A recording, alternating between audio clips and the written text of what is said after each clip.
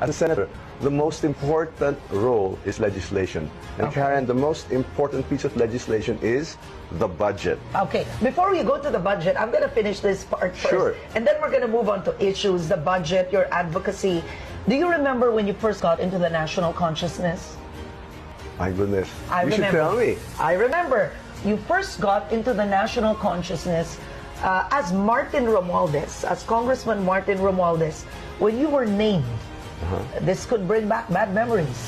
As the host of President Arroyo's dinner in La Cirque, Okay. where you allegedly paid $20,000 for dinner. Okay. Did you pay $20,000 for dinner? No, I didn't pay for a $20,000 dinner, and I think that's all I can say about that. You didn't pay for that, but then if you look at the old articles, is Malacanang had said you hosted and paid for it. I can't say I have because I didn't. So who paid for that dinner? I Because really if don't you know. Google Martin Romualdez and Le Cirque, it will say that you paid for that dinner. I mean it. So Well, you didn't pay for it. no. You're on the record, huh? Yes. You're yes. on air. I'm on air. I don't even know how much that dinner was.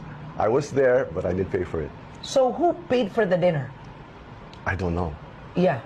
No, I didn't pay for it. but didn't you stand up for 10 houses in Forbes Park, but to defend the speaker that he's a victim in all this.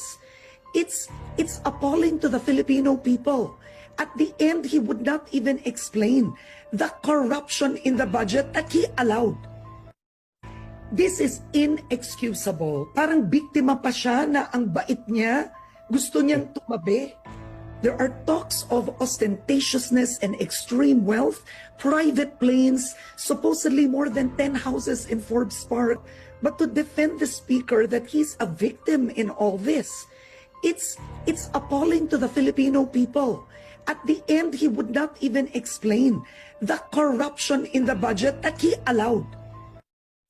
This is inexcusable. Parang biktima pa siya na ang bait niya, gusto niyang tumabi.